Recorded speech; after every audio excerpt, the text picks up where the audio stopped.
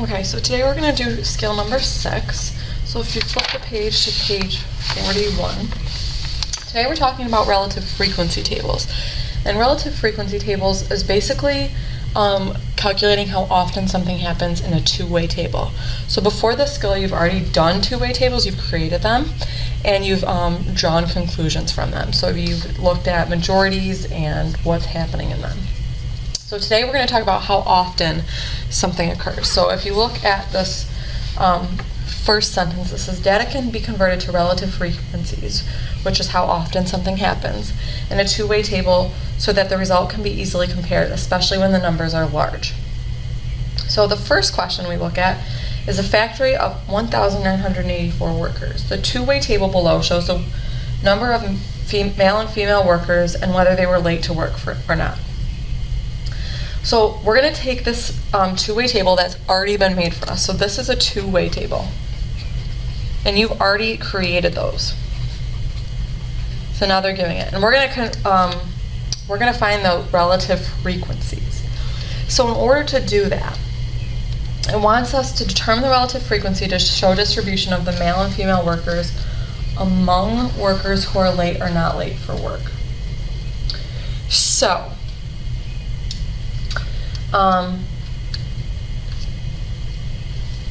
if you look at, so we're looking at among workers who are late or not late for work. So we're looking at this total column. So our denominator is going to be these numbers here because that's the lateness columns. So if you look here, I know that males, there's 140 out of 323 total people that said yes, that were male. So there was 140 out of 323 people that were males that said yes. And if I go into my calculator, the way I find percentages, so let's look at what decimal this is I do 140 divided by 323, and that gives me 0.4334. It gives me some long number. I'm going to round this number to the nearest. So before I get there, 0.4334. And then to find the percentage, all I do is multiply that decimal by 100. So that gives me 43%. And I would round to the nearest tenth. So this is actually, I know my table's not very big, 43.3%.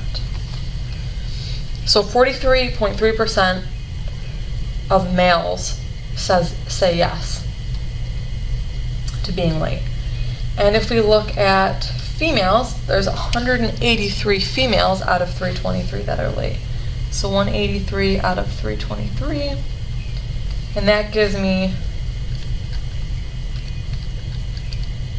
50.5665, and if I multiply that by 100, it's going to give me 56.7% if I'm rounding to the nearest tenth.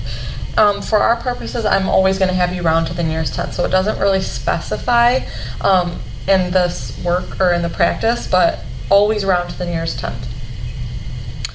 And if you notice, if we take 56.7 and we add 43.3, that equals 100. So 100, the total would just be 100%, or 1 if it was a decimal. So that's how I calculate the relative frequency of people who said yes. Now I do the same thing for the people who said no, but I use the no total. So I'm taking these numbers out of 1,661.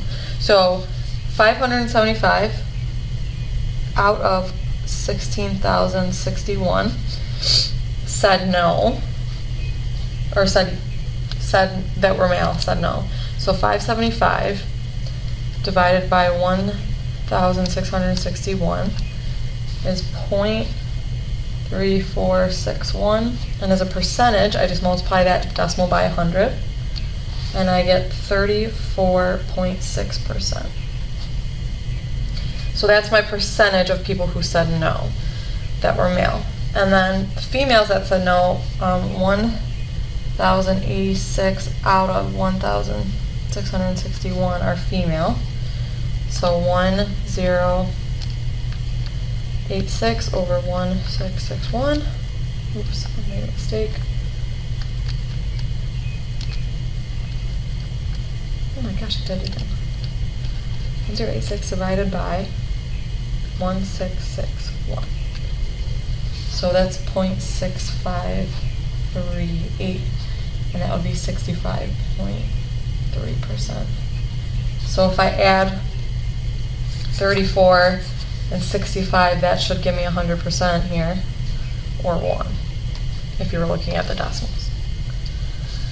So that is a relative frequency table for people who are late or not late. So that's looking at the columns. So now we're going to do the other way. We're going to look at male or female. So how many were late and how many were not late that were male and female. So now I'm going to be looking at this table, and I'm going to be taking these two totals.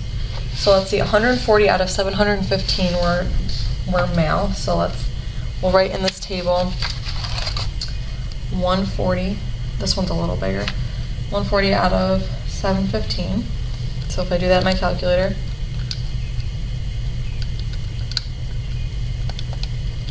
I get 0.1958, and as a percentage, I just multiply that decimal by 100, and I get 19.6%.